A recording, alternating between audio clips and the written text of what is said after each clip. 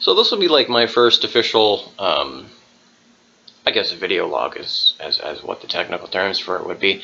I just came back from the Ontario Homelessness Summit in Toronto, and it's been a couple days, man. I really wanted to kind of reflect,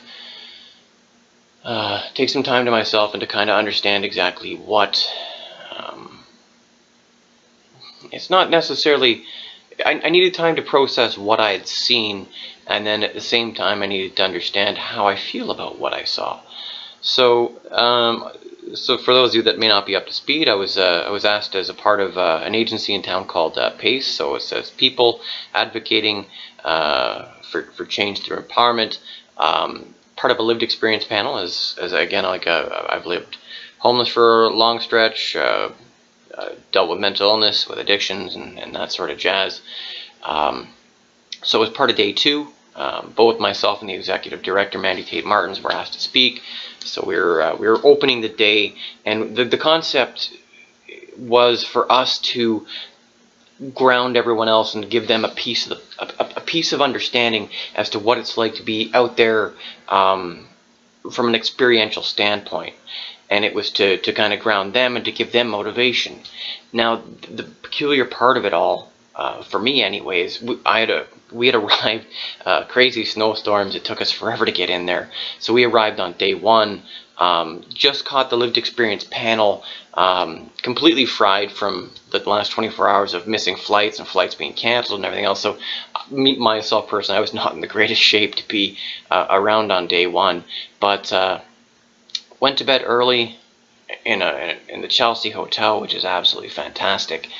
And again, I live from very basic means. I mean, if you look around the apartment, there's not a lot here. There's myself, my cat. We get by on love and other people's generosity. So essentially, what I'm looking at though is I'm in an incredible hotel. I've got a per diem, I can eat like, I don't know, $75 worth of food. So I'm eating everywhere, we went to the Hard Rock Cafe, we went to Jack Astor's, I could eat whatever I wanted. And on top of that, the hotel, like the bed had, it was these crazy beds with like pillow tops and things that I'd never experienced before. It was luxury. I live in a world of need. So what I need, I get. What I want, I cannot afford, so I do not get it. But essentially, I don't really need it, so really is it that important? That's how I justify it, so I don't feel so shitty about myself. So get to bed pretty early, probably about 10 o'clock that night, and I'm speaking at 9 o'clock the next morning. I wake up at 6, completely wide awake, and I'm already starting to roll through things in my head as to what I'm supposed to be doing, what's going on. And from the day before, we were out walking around downtown because it's right on Yonge Street there, Jordan Yonge, and we just kind of like went to eat in the center, everything else. And the homeless condition is different in Toronto. I mean, it's been a long time since I've been in Vancouver. Well, it's not been that long, but enough for me to forget where I came from.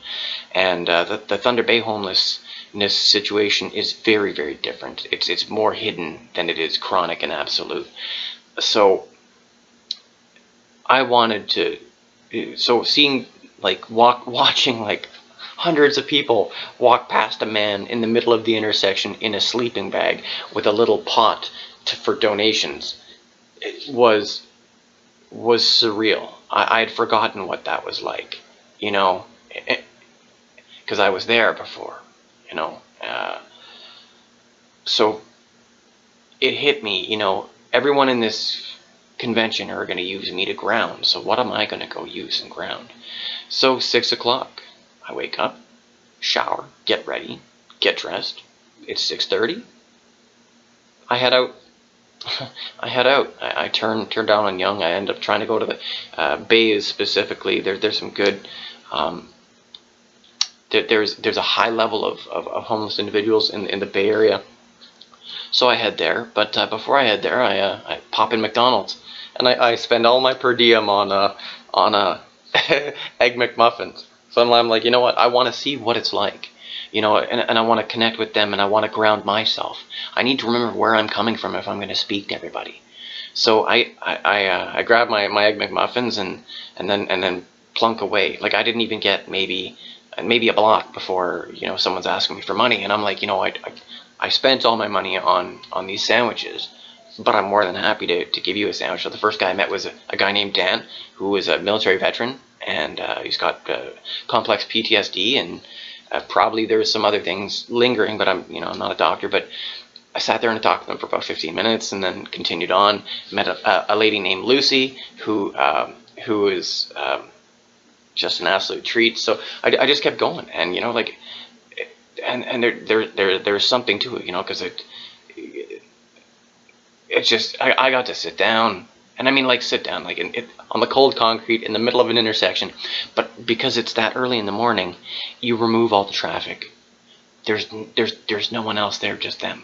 So it was honest, and it was because when you're walking downtown Toronto, it is so high tense. It is it's just, the flow is so fast.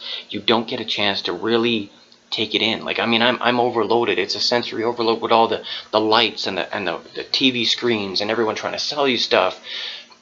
But that early in the morning, it was peaceful. You know, there was no one there but me and them. And when I say me and them, it's us, you know, because I am them. That's you can't really remove yourself so far from it, and it's important not to forget where you came from. I mean, it's okay to look into the past, but don't sit and stare at it, because it's stopping you from going forward. And you know, like, it was just nice. You know, like, I don't even like Egg McMuffins. I can't stand McDonald's, but cost effective wise, I could still do some supporting, and you know, it was impressive. Like, I really appreciate it. And I was going to bring that up in my speech. That's what I did beforehand, but I didn't, because I did it for me. You know, I didn't do it for anyone else. I didn't do it to be looked on as some kind of, he's Gandhi, you know, he's walking around the people with pornos. No, it wasn't what I was doing.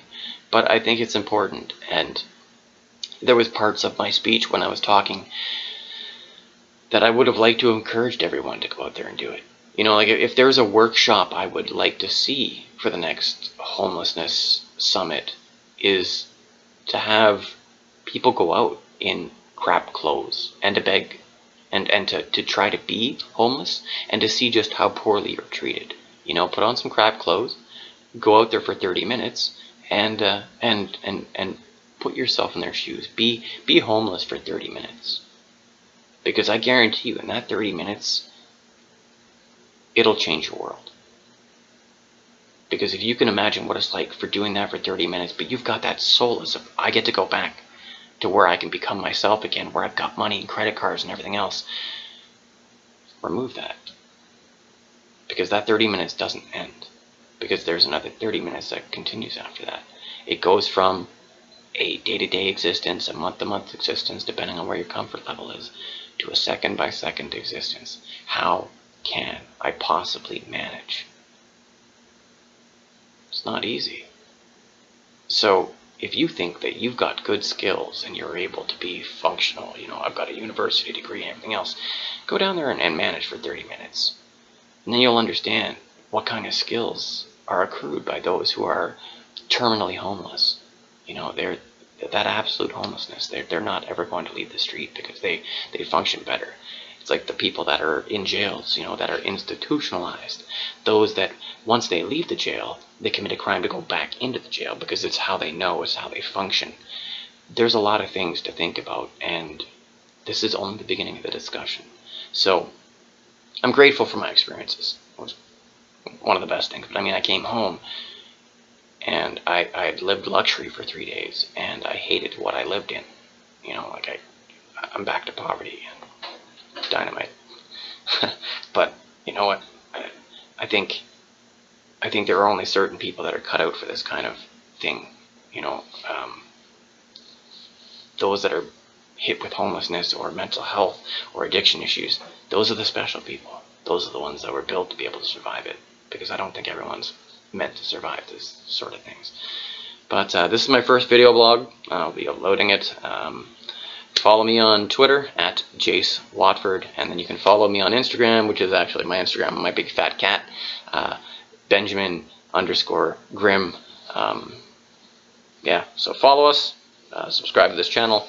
Other than that, and this is the first log. Hope you enjoyed it. Leave your comments, and of course, I'm always good with trolls. So if you want to troll me, have fun with that, because I'll probably tear you a new asshole later.